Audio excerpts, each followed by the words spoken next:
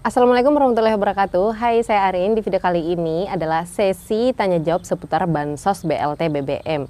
Jadi di sini semua pertanyaan-pertanyaan mengenai BLT BBM insya Allah akan saya jabarkan di video kali ini. Jadi buat Bapak Ibu semuanya atau teman-teman yang lain, jika penasaran silahkan nonton video ini sampai habis. Siapa tahu video ini memberikan manfaat untuk Bapak Ibu semua. Dan jangan lupa dukung channel ini dengan cara klik like dan share ke seluruh sosial media yang Bapak Ibu punya, agar teman-teman yang lain atau masyarakat yang lain juga bisa mengetahui informasi seputar Bansos ini.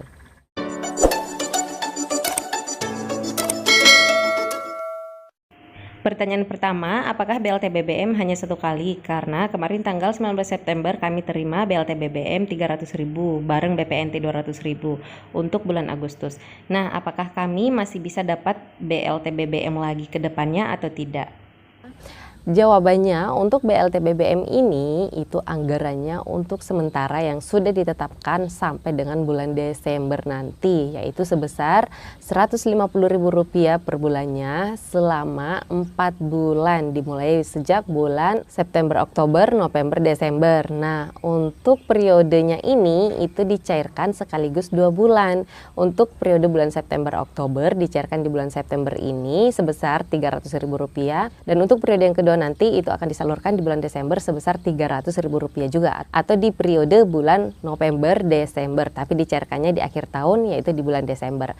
Jadi untuk cairnya bukan hanya sekali, tapi untuk sementara anggarannya itu cairnya 2 kali sebesar Rp300.000 sekali cair. Jadi total keseluruhan BLT BBM yang akan didapatkan masyarakat itu sebesar Rp600.000.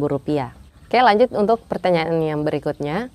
Apa saja syarat agar bisa dapat BLT BBM? Karena tetangga saya banyak yang dapat, tapi kenapa saya tidak dapat? Nah, syarat untuk mendapatkan BLT BBM ini sesuai dengan juknisnya atau peraturan yang keluar yang telah beredar langsung dari Kementerian Sosial, bahwa masyarakat yang berhak untuk mendapatkan BLT BBM ini adalah masyarakat yang tercatat aktif datanya di dalam Data Terpadu Kesejahteraan Sosial atau disingkat DTKS, dan aktif sebagai penerima salah satu bansos reguler seperti bansos PKH atau bansos BPNT. Nah, dengan keputusan ini bahwa masyarakat yang berhak atau yang akan mendapatkan BLT BBM yaitu hanya masyarakat yang terdata aktif di dalam DTKS, pasti banyak nih yang bertanya, ini tidak adil karena bagaimana nasib masyarakat yang lainnya yang tidak aktif datanya dalam DTKS tapi sebenarnya sangat layak untuk mendapatkan bantuan sosial atau BLT-BLT lainnya. Sedangkan masyarakat yang aktif datanya dalam DTKS itu kan sudah dapat seperti bansos PKH ataupun bansos BPNT, berarti double-double dong dapatnya. Nah, memang demikian kalau dipikir secara logika, untuk masyarakat yang mendapatkan bansos reguler seperti PKH maupun BPNT, dia kan sudah dapat PKH tuh atau dapat BPNT, tapi malah dikasih lagi untuk BLT BBM-nya. Berarti bansosnya double-double dong. Terus masyarakat yang lain itu tidak mendapatkan bansos apa-apa. Emang kalau dipikir iya sih, benar juga seperti itu. Tapi kembali lagi ada yang namanya aturan. Aturan yang dikeluarkan itu apabila pemerintah pusat maupun daerah memberikan bantuan sosial kepada masyarakat tersebut, syaratnya adalah masyarakat tersebut harus tercatat dulu datanya dan aktif di dalam Data Terpadu Kesejahteraan Sosial. Nah, makanya sebenarnya itu wajib setiap masyarakat yang memang betul-betul layak bantu secara sosial ekonomi itu wajib terdata di dalam Data Terpadu Kesejahteraan Sosial. Dan untuk data-datanya juga itu wajib untuk valid antara DTKS dan juga Dukcapil misalnya, atau valid antara DTKS dan juga Dapodik misalnya, agar bisa mendapatkan bansos PKH dan juga bansos-bansos lainnya.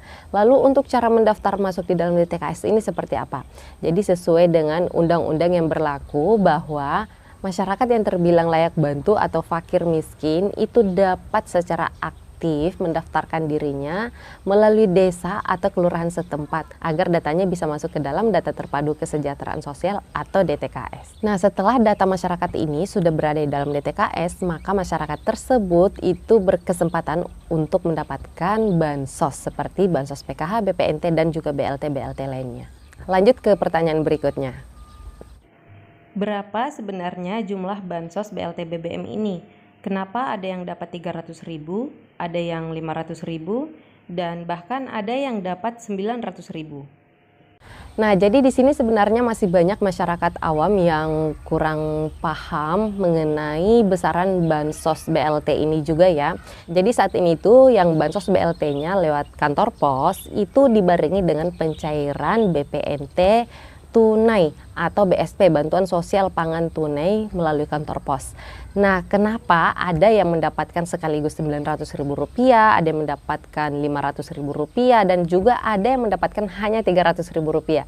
Jadi saya bahas yang pertama dulu, yang mendapatkan Rp900.000 ini itu adalah daerah-daerah yang BPNT-nya atau BSP-nya, bantuan sosial pangannya, itu cair sekaligus 3 bulan melalui kantor pos. Jadi per bulannya kan untuk BSP ini atau BPNT ini kan Rp200.000. Jadi untuk sebulannya 200, bulan kedua 200, bulan ketiga 200, totalnya 600 kan.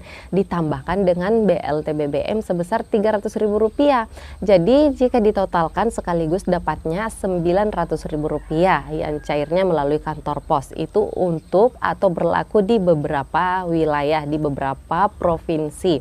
Nah, di provinsi lainnya ada juga untuk BPNT-nya atau BSP-nya, bantuan sosial pangannya yang cair melalui kantor pos itu cairnya hanya 2 periode atau 2 bulan, yaitu sebesar Rp400.000 karena untuk per bulannya BSP ini kan Rp200.000 ya. Jadi kalau ditotalkan 2 bulan totalnya Rp400.000. Jadi ditambahkan dengan BLT BBM-nya sebesar Rp300.000, maka total yang didapatkan yaitu sebesar Rp700.000. Nah, untuk di beberapa wilayah lagi, di beberapa provinsi itu cair BPNT-nya hanya 1 bulan, yaitu sebesar Rp200.000. Ditambahkan dengan BLT BBM-nya Rp300.000, jadi ditotalkan keseluruhan yaitu Rp500.000. Ini berlaku di beberapa wilayah atau di beberapa provinsi. Nah, kemudian di beberapa daerah lagi atau di beberapa provinsi lagi itu cair hanya murni BLT BBM-nya saja karena untuk BPNT-nya itu sudah masuk di dalam kartu KKS-nya, sehingga untuk BLT BBM-nya ini cair tunggal ya melalui kantor pos, tidak dicampurkan dengan bansos lainnya, sehingga itu murni yang didapatkan lewat kantor pos hanya BLT BBM sebesar Rp300.000. Jadi untuk setiap daerah ini ada perbedaan jumlah yang diterima KPM, karena yang membedakan sebenarnya itu adalah BPNT-nya atau BSP-nya, bukan BLT BBM-nya. Kalau untuk BLT BBM-nya itu semuanya di seluruh Indonesia itu sama sebesar Rp300.000 untuk di periode bulan September ini. Yang membedakan itu hanyalah BPNT-nya atau BSP-nya. Ada yang cair BPNT-nya cuma sebulan, ada yang cair BPNT-nya cuma 2 bulan, dan di beberapa daerah ada yang cair BPNT-nya ini atau BSP-nya ini sekaligus 3 bulan. Jadi total yang diterima yaitu sebesar Rp900.000 bagi daerah yang BPNT-nya cair sekaligus 3 bulan. Nah, itulah yang membedakan sebenarnya. Kalau untuk BLT BBM itu semuanya sama, Rp300.000. Yang membedakan hanyalah BSP-nya atau BPNT-nya. Oke, lanjut ke pertanyaan yang berikutnya. Kapan terakhir pencairan BLT BBM ini? Soalnya di tempat saya belum ada pencairan BLT BBM, atau belum ada undangan dari pos atau kantor desa atau kelurahan setempat. Jadi sesuai dengan juknis BLT BBM ini, untuk pencairan BLT BBM ini itu diupayakan semuanya sudah kelar dicairkan, dan untuk bansosnya sudah di tangan KPM masing-masing. Batas waktunya sampai dengan bulan September ini. Entah itu yang BLT BBM-nya cair melalui kantor pos dan juga yang cair melalui kartu KKS. Jadi ditunggu aja bagi masyarakat yang setelah ngecek datanya di cekbansos.kemensos.go.id, kemudian di sana ternyata aktif atau menerima bansos BLT BBM, ditunggu aja ya, semoga segera tersalurkan semua di bulan September ini. Kalaupun nanti ke depannya ternyata mengalami keterlambatan penyaluran bansos BLT BBM ini sampai dengan di akhir bulan September nanti, tapi ternyata Bapak Ibu itu belum menerima BLT BBM, itu kemungkinan mengalami perubahan jadwal karena mungkin disebabkan dengan beberapa alasan. Dan pastinya saya akan update informasinya juga di channel ini. Jadi pastikan ikuti terus channel channel ini ya, karena setiap ada perubahan informasi pasti saya informasikan lewat channel ini. Karena namanya peraturan ini berubah-berubah dan juga untuk juknis mekanisme pencairan ini juga berubah-berubah, apalagi mengenai bantuan sosial. Bisa saja rencananya hari ini A tapi juga memiliki plan B. Jadi mungkin apabila mengalami hambatan atau lain sebagainya alasan tertentu, maka bisa saja untuk jadwalnya ini bisa berubah. Makanya tetap ikuti channel ini karena di sini akan selalu saya update informasi terbaru mengenai bansos. Baiklah, terima kasih banyak yang sudah menonton video ini sampai habis ya. Semoga video ini bermanfaat dan sekali lagi saya minta dukungannya agar Bapak Ibu semuanya share video ini ke seluruh sosial media Bapak Ibu punya, agar teman-teman yang lain atau masyarakat yang lain juga bisa mengetahui informasi seputar bansos ini. Sekali lagi terima kasih banyak yang sudah menonton video ini sampai habis dan sampai ketemu lagi dan saya di video selanjutnya. Wassalamualaikum warahmatullahi wabarakatuh.